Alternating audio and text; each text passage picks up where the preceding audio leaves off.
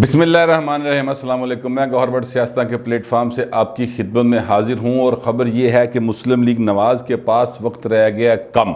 اور وہ کم وقت کس طرح سے رہ گیا اس کی تفصیل آپ کو بتانی ہے۔ اور میں اس حوالے سے یہ عرض کرنا چاہتا ہوں کہ میاں محمد نواز شریف صاحب جو ہیں سابق وزیر اعظم اور مسلم لیگ نون کے سربراہ ہیں ظاہر ہے، اور انہوں نے باقاعدہ طور پر کوئی 8-10 ایسے لوگوں کو واٹس ایپ میسیج کیا ہے جو کہ یعنی مین سٹریم پولیٹکس میں آپ کو براہ راست نظر نہیں آئیں گے، لیکن وہ یوں سمجھ لیں کہ نواز شریف کا جو ہے وہ ایک کور گروپ ہے، اور وہاں پر ان سے یہ سوال کیا ہے۔ اور یہ جو 8-10 لوگ ہیں نا، یہ سارے پاکستان میں پائے جاتے ہیں، یہ بات آپ ذہن میں رکھیے گا۔ ان میں سے کوئی نواز شریف کے نالدی کرسی پہ نہیں بیٹھا، مطلب اس میں اسحاق ڈار صاحب شامل نہیں ہیں، کیونکہ ان کے ساتھ وہ براہ راست بات کر سکتے ہیں۔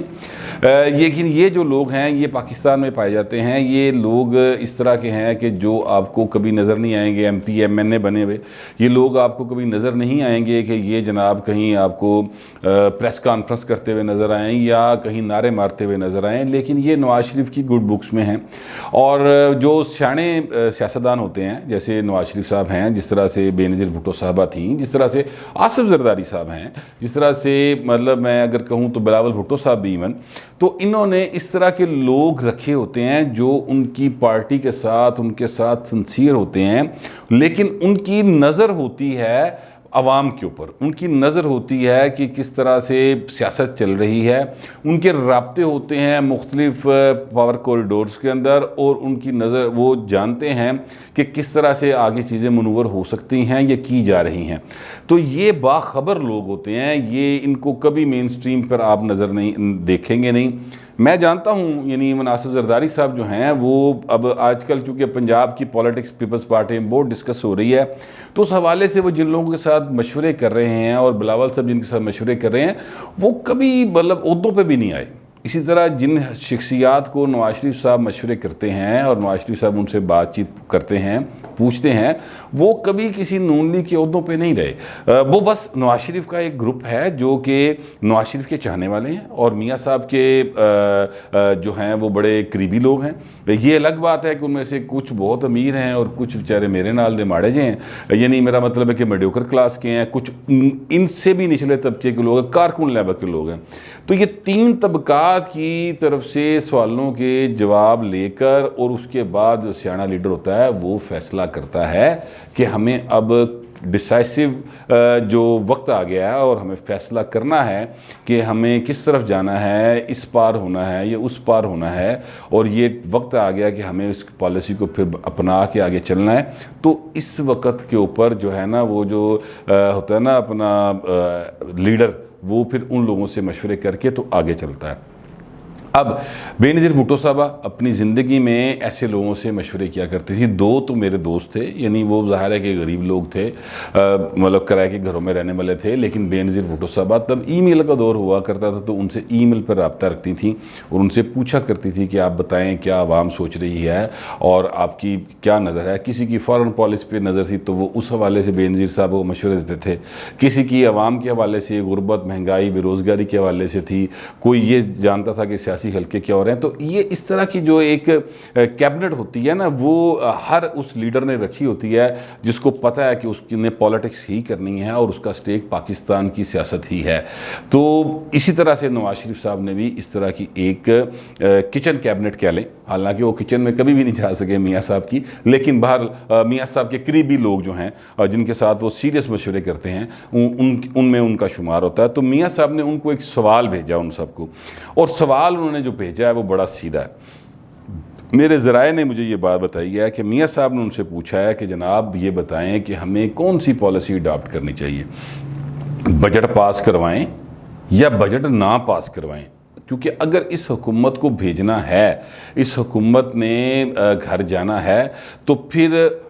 20 تاریخ تک کا ٹائم ہے، کیونکہ 20 تاریخ کو بجٹ پاس ہو جائے گا یا نہیں ہوگا۔ دونوں صورتوں میں یہ ایک سین بنے گا۔ 11 جون کو بجٹ نے پیش ہونا ہے اور 20 تاریخ کو بجٹ نے فائنلی فنانس بل جو ہے نا وہ ایکچولی بجٹ ہوتا ہے تو وہ پاس ہونا ہے۔ تو اب آپ یہ بتا دیں کہ ہمیں کس طرف جانا چاہیے اور پورا سوچ سمجھ کے جواب دیجیے گا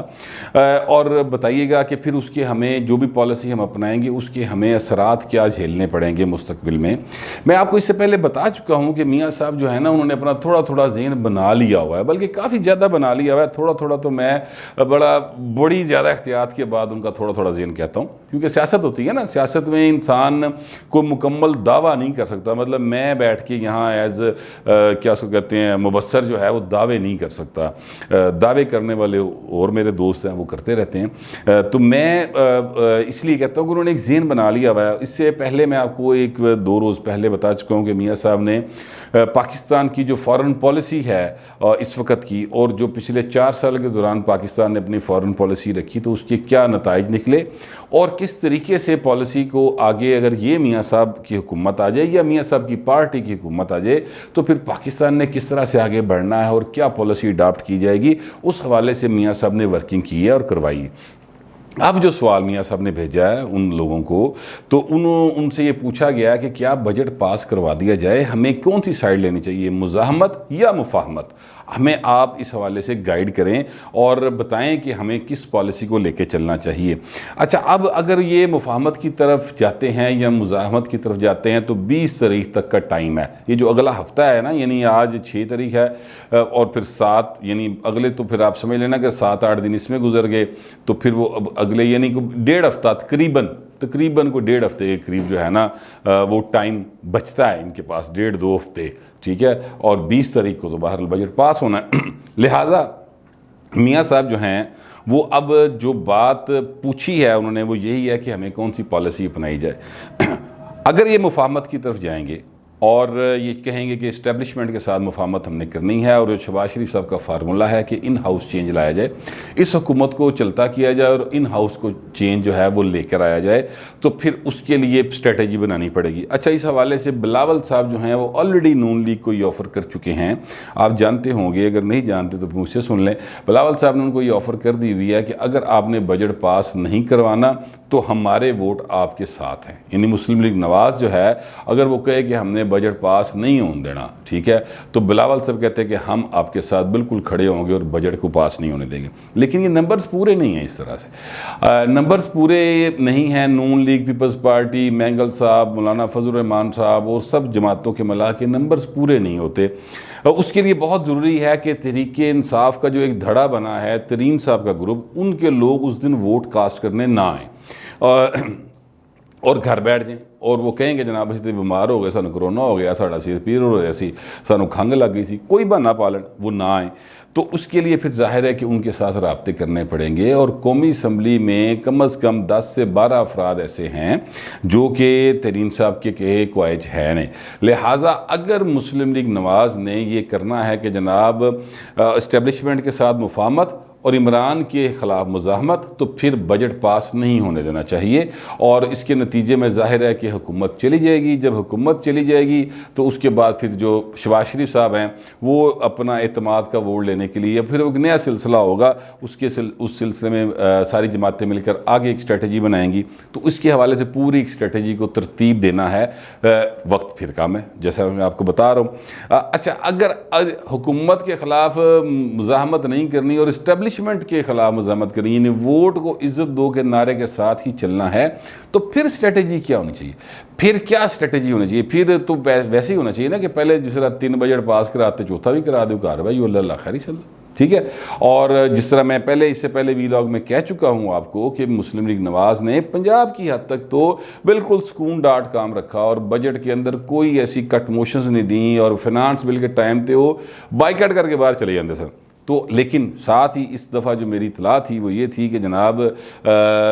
اس بارے میں غور ہو رہا ہے اور کہا جا رہا ہے کہ بجٹ پاس نہیں ہونے دینا، لیکن یہ فیصلہ بہرحال پھر نواز شریف صاحب نہیں کرنا ہے۔ تو میاں صاحب نے وہ میسیجز جو ہیں وہ ان کو کیے ہیں۔ اب اگر یہ ترین صاحب کو منانا ہے تو ترین صاحب کو کس طرح سے منانا ہے؟ ترین صاحب نے صرف نواز شریف سے کہنے دیتے نہیں مان جانا نا، ٹھیک ہے، ترین صاحب نے انہی کے کہنے پہ ماننا ہے جن کے کہنے پہ وہ جہاز لے کے گھومے تھے، اور گاؤں گاؤں کریا کریا شہر شہر جا کے انہوں نے یہ ناگ اٹھائے تھے جو آزاد جیتے تھے، اور پھر ان کو بنی گلہ لے کے گئے تھے، اور بنی گلہ لے جا کے انہوں نے وہاں پہ ان کے گلے میں پی ٹی آئی کے پٹے ڈالے تھے، اور پھر ان کو کہا تھا کہ اب آپ پاک پوتر ہو گئے ہیں اور سکون ڈاٹ کام کریں۔ تو پھر ان میں سے ایک اکثریت جو ہے وہ تحریک انصاف کو چھوڑ کر ترین صاحب کے ساتھ آ گئی، بلکہ کچھ ایسے بھی آ گئے جن کو ترین صاحب نہیں لے کے گئے تھے۔ تو اب وہ انہی کے کہنے پہ آئیں گے، تو لہٰذا ان کے کہنے پہ اگر وہ آئیں گے تو پھر ان کے ساتھ بات چیت ہوگی تو وہ آئیں گے۔ دوسرا یہ جو ارکان اسمبلی 12-13 جو ہیں، یہ فنانس بل کے موقع پر اگر گھر سے نہیں نکلیں گے تو ان کے ڈی سیٹ ہونے کا بہت زیادہ امکان ہے۔ اگرچہ اس میں ایک کہانی ڈالی جا سکتی ہے کہ جناب چونکہ میں بیمار تھا، میں نے ادھر تو ووٹ نہیں نہ دیا، تو میں بیمار تھا، میں نے بتا دیا تھا میں نے نہیں آنا، تو بات ختم ہو گئی، میں نہیں آ سکتا تھا، میں نے اسپیکر کو میسج کر دیا تھا، واٹس ایپ میسج کر دیا تھا کہ میں نہیں آ سکتا سیم ڈے، تو پھر وہ ایک الگ بات جو ہے نا وہ ہو جائے گی، اور پھر اس میں پھر قانونی منہ شگافیاں ہیں کہ جناب نوٹس ہوگا نہیں ہوگا۔ لیکن فرض کرتے ہیں اگر وہ ڈی سیٹ ہو جاتے ہیں تو پھر نون لیگ کو ان کو شورٹی دینی پڑے گی کہ جناب اگلی ٹکٹ اسی تان دواں گے، تو پھر جا کے وہ رکن اسمبلی جو ہے نا وہ کو دل منے گا۔ لیکن اصل دل اس کا تبھی مانے گا کہ جب وہ یعنی ترین صاحب اور پھر ترین صاحب کو کوئی اور کہے گا تو پھر جا کے ان کا دل منے گا، تو پھر وہ جا کے اس حوالے سے اپنا قدم اٹھائیں گے۔ یہ بھی ایک پوری ظاہر ہے ورکنگ کرنی پڑے گی اس کے لیے، اور ٹائم پھر کم ہے۔ اگر فرض کریں کہ جناب عمران خان دے بجٹ پاس ہون دینا ہے تو اسی وہی بیانیاں رکھنا ہے یعنی نون لیگ نے کہ ووٹ کو عزت دو، تو پھر اس کے بعد کیا ہوگا؟ پھر اس کے بعد وہ جج صاحبان جو احتساب عدالت میں لاہور کی 3 احتساب عدالتوں کے جج صاحبان مارچ سے لے کے جون کا مہینہ آ گیا ابھی تک تعینات نہیں ہوئے، ان کی تعیناتیاں ہو جائیں گی، ٹھیک ہے، اور وہ جو اور بھی بہت سارے معاملات اس طرح کے ہونے شروع ہو جائیں گے، اور پھر کیسز جو ہیں وہ چلنے شروع ہو جائیں گے، اور اس کے نتیجے میں چیزیں گڑبڑ ہو جائیں گی۔ تو اب یہ بھی انہیں طے کرنا ہے مسلم نواز کو کہ کیا وہ یہ ساری چیزوں کو برداشت کر سکتے ہیں، کیا ان کا کارکن پچھلے 3-4 سال کی جو جد و جہد ہے جتنی بھی انہوں نے کی ہے، وہ گرمی سردی پتجھڑ بہار وہ سارا موسم جو انہوں نے دیکھے ہیں، اب کیا اس میں اتنی سکت بچی ہے کہ وہ اگلے 2 سال تک مسلسل اس جدوجہد کو جاری رکھ سکتے ہیں، اور کیا ہمارے ان کے جو لیڈرز ہیں مسلم لیگ نواز کے ارکان قومی اور صوبائی اسمبلی کہیں وہ تو نہیں ٹوٹ جائیں گے اس جدوجہد میں؟ کیونکہ جو زوم پر میٹنگ ہوئی تھی تو اس پر میرے ذرائع نے جو بتایا تھا کہ رانا ثناء اللہ صاحب نے کہا کہ میاں صاحب اگر ہم نے یہ پالیسی جاری رکھی ووٹ کو عزت دینے والی، اور جو ہے کیا اس کو کہتے ہیں مزاحمت کی پالیسی اگینسٹ اسٹیبلشمنٹ، تو ہمارے 80% ارکان قومی اور صوبائی اسمبلی جو ہے نا وہ اگلی بار ہمارا ٹکٹ نہیں لیں گے اور وہ ٹوٹ جائیں گے۔ یہ بھی ایک خطرہ مسلم لیگ نواز کو درپیش ہے، لہٰذا اس حوالے سے انہوں نے کہا جی مجھے مکمل طور پہ پھر مشورہ دیا جائے کہ میں کس طرف جاؤں۔ اب یہ جو فیصلہ ہے نا فائنلی کرنا، وہ ظاہر ہے میاں نواز شریف نہیں کرنا ہے، یہ فیصلہ نہ شہباز صاحب نے کرنا ہے، یہ فیصلہ نہ مریم صاحبہ نے کرنا ہے، نہ یہ فیصلہ رانا ثناء نے کرنا ہے، یہ کرنا ایک ہی بندے نے، اس کا نام ہے میاں محمد نواز شریف۔ اور میاں محمد نواز شریف جو ہیں وہ ان کو اگر کوئی شخص سمجھتا ہے کہ وہ جذباتی ہے، اگر کوئی یہ سمجھتے ہیں کہ وہ غصے میں آ کے کوئی ایسی باتیں کہہ جاتے ہیں، یا وہ کوئی سمجھتے ہیں کہ جناب وہ کوئی غلط چال کھیل لیتے ہیں، ہو جاتا ہے کھلاڑی کبھی جو ہے نا وہ غلط بھی شاٹ مار لینا ہے، لیکن میاں صاحب بہت سمجھدار آدمی ہیں، وہ ان جتنے لوگوں سے مشورہ کرتے ہیں، لاہور میں کئی لوگوں کو وہ فون بھی کرتے ہیں، یہ بہت کم لوگوں کو پتہ ہے کہ وہ اپنے کارکن لیول تک رابطے میں رہتے ہیں میاں صاحب، ٹھیک ہے، تو وہ رابطے میں بھی رہتے ہیں، وہ میاں منشے سے لے کے اور منشے پان والے دیگر ہر ایک نہ رابطے میں رہتے ہیں۔ میں کہنا آپ کو یہ چاہ رہا ہوں کہ امیر سے امیر آدمی سے لے کر غریب سے غریب کارکن تک میاں نواز شریف جو ہیں وہ رابطے میں رہتے ہیں، اسی وجہ سے لوگ جو ہیں نا میاں نواز شریف کو یاد کرتے ہیں جو ان کے کارکن ہیں۔ بہرحال اچھا اب وہ یہ فیصلہ جو ہے ان کے لیے اتنا آسان نہیں ہے۔ میرے ذرا کہنا ہے کہ یہ جو ہفتہ جا رہا ہے، جو کل سے پیر کا دن شروع ہوگا، یہ ہفتہ بڑا ڈیسائسو ہوگا میاں نواز شریف کے لیے کہ وہ مریم نواز کی جو مزاحمت کا بیانیہ ہے ویسے تو وہ نواز شریف کا بیانیہ ہے لیکن چلا چکے ان کو مریم نواز صاحبہ رہی ہیں، اسی کو وہی ہیں جو لیڈ کرتے ہوئے اس کو اب تک چلا رہی ہیں، تو یا وہ مریم نواز صاحبہ کا بیانیہ جو ہے اس پر قائم رہیں اور اڈاپٹ کر کے رکھیں، یا پھر جو ہے وہ شہباز شریف صاحب ان کی بات کو مان لیں اور بس چیچو چیچ گنڈیریاں تو تیریاں تو میریاں کر کے تو آگے چیزوں کو لے کر چلیں۔ یہ انہوں نے اس ہفتہ، یہ ہفتہ بہت اہم ہے پاکستان کی سیاست کے لیے، پاکستان کی سیاسی جماعتوں کے حوالے سے اور اس حکومت کے حوالے سے، کیونکہ بے شک پی ٹی آئی والے کہتے رہے ہیں، پیپلز پارٹی والے کہتے رہے ہیں، یا دوسرے لوگ کہتے رہے ہیں کہ میاں نواز شریف سیاست میں نااہل ہو چکا ہے، اس کا کوئی کردار نہیں رہا ہے، جو یہ مطلب